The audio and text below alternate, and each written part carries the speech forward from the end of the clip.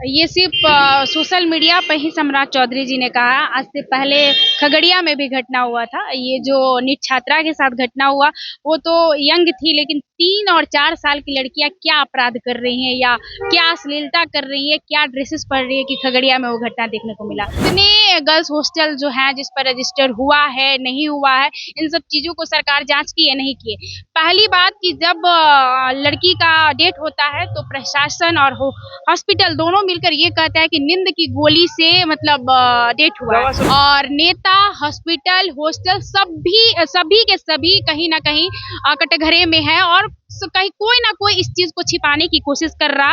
और जब तक गायत्री को न्याय नहीं मिलेगा तब तक बिहार के लोग प्रोटेस्ट करेंगे, रोड पे उतरेंगे, सड़क पे उतरेंगे। और कि नेताओं को लड़कियां सप्लाई होती है, आखिर ये लड़कियां सप्लाई कहाँ से होती है? हो सकता है, कुछ भी हो सकता है। जब हॉस्टल कहीं ना कहीं वहां पढ़ने के लिए इंसान रहता है, मंदिर ही एक प्रकार का घर। नमस्कार, आप देखना शुरू कर दिए हैं दर्श न्यूज और मैं हूं कुमार मनीष। देखिए, नीट छात्रा के मौत के बाद बिहार में मामला अब तूल पकड़ते जा रहा है। लगातार कभी पुलिस विभाग पर सवाल खड़ा हो रहा है तो सरकार पर विपक्ष सवाल खड़ा कर रही है। बिहार की बेटी है, छात्र नेता है खुशबू पाठक। इनसे जानते हैं कि बिहार में बेटियां कितनी सुरक्षित है। एनडीए की सरकार है, डबल इंजन की सरकार है।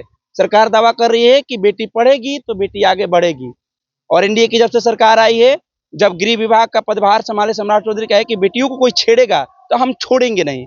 आप कैसे देख रही हैं? ये सिर्फ सोशल मीडिया पर ही सम्राट चौधरी जी ने कहा। आज से पहले खगड़िया में भी घटना हुआ था। ये जो नीट छात्रा के साथ घटना हुआ, वो तो यंग थी, लेकिन 3 और 4 साल की लड़कियां क्या अपराध कर रही हैं या क्या अश्लीलता कर रही है, क्या ड्रेसेस पहन रही है कि खगड़िया में वो घटना देखने को मिला। यहाँ पर पटना का जो मामला है नीट छात्रा का, जितने भी पटना में हॉस्टल चलते हैं, क्या सरकार उस पर कभी निगरानी दिखाई है? नहीं दिखाई है। कितने रजिस्ट्रेशन, जी बिल्कुल, कितने गर्ल्स हॉस्टल जो है जिस पर रजिस्टर हुआ है नहीं हुआ है, इन सब चीजों को सरकार जांच की है नहीं की है। पहली बात कि जब लड़की का डेट होता है तो प्रशासन और हॉस्पिटल दोनों मिलकर ये कहता है कि नींद की गोली से मतलब डेट हुआ है, ओवरडोज की वजह से मतलब मृत्यु हुई है।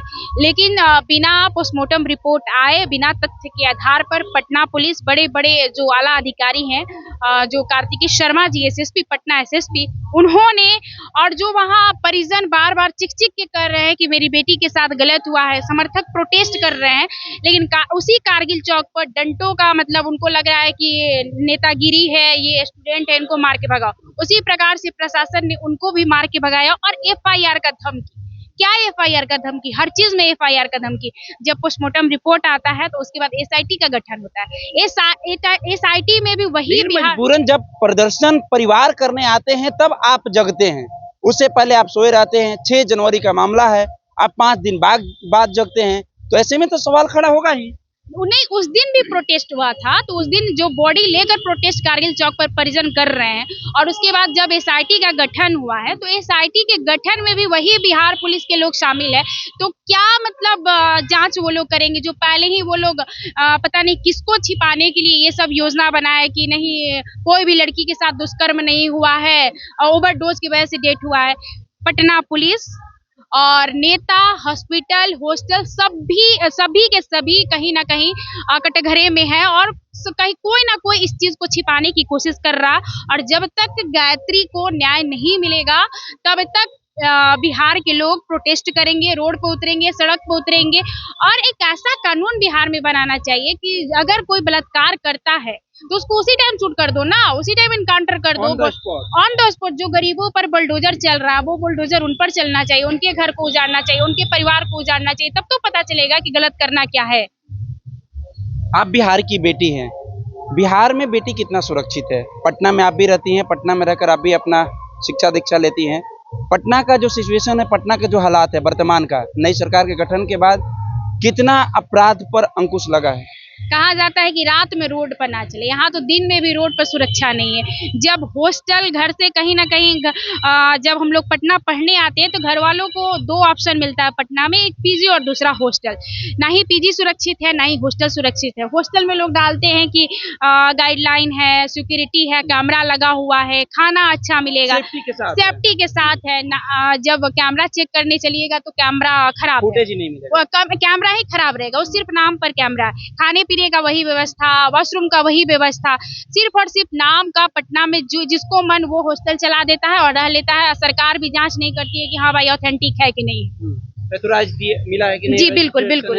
हाँ, ये पटना के जितने भी हॉस्टल चलते हैं उन सभी पर जांच होना चाहिए। और जो सवाल ये भी खड़ा हो रहा है कि जितने भी गर्ल्स हॉस्टल है पटना में, सब माफिया, जो बड़े बड़े माफिया है उनके द्वारा बनाया गया है और माफिया ही गर्ल्स हॉस्टल को चलाते हैं। हो सकता है जब एक दैनिक भास्कर या किसी न्यूज में मैंने पढ़ा था कि नेताओं को लड़कियां सप्लाई होती है। आखिर ये लड़कियां सप्लाई कहाँ से होती है? हो सकता है, कुछ भी हो सकता है। जब हॉस्टल कहीं ना कहीं वहां पढ़ने के लिए इंसान रहता है, मंदिर ही एक प्रकार का घर, मंदिर ही एक प्रकार का, वहां पर इस प्रकार का दुष्कर्म हो सकता है तो बिहार में कुछ भी पॉसिबल है। वैसे में तो बेटियां कहीं सुरक्षित बिल्कुल सुरक्षित नहीं है। सरकार को इस चीज पर जल्द से जल्द एक्शन लेना चाहिए और कड़ा कानून बनाना चाहिए।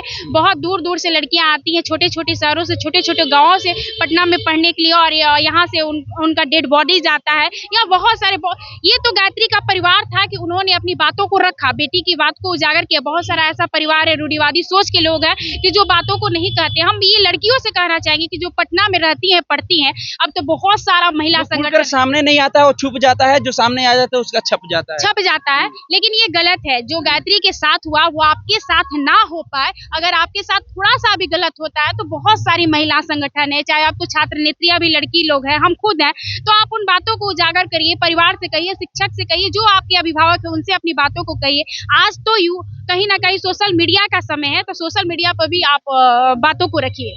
इसे महिला आयोग अभी तक चुप्पी साधी, महिला आयोग तो कुछ पता नहीं, ये आयोग लोग सिर्फ और सिर्फ कांड हो जाता है, उसके बाद हो सकता है वो लोग भी सरकार से मिली जुली हो। महिला आयोग बिल्कुल, अगर जो लोग प्रखर रूप से इस मामले पर, किसी बेटी के मामले पर सामने नहीं आ रही है तो हो सकता है वो लोग मिला जुला भगत हो। भाई चलिए, तो ये बिहार की बेटी है, दर्द को समझ रही है। देर ही सही सरकार और पुलिस का नींद खुला है और इस पर SIT टीम की गठन की गई है, जांच पड़ताल चल रहा है। अब दोषी कितना जल्द पकड़ा जाएगा ये भी देखना होगा। SIT टीम के गठन के बाद क्या सच में जो मृतका है उसके परिवार को इंसाफ मिल पाएगा? क्या NDA सरकार दिला पाएगी? क्या पुलिस विभाग इस पर तुरंत कार्रवाई करेगी? ये देखना दिलचस्प होगा। फिलहाल हम इस खबर में इतना ही छोड़ जाते हैं। दीजिए हमें इजाजत, धन्यवाद।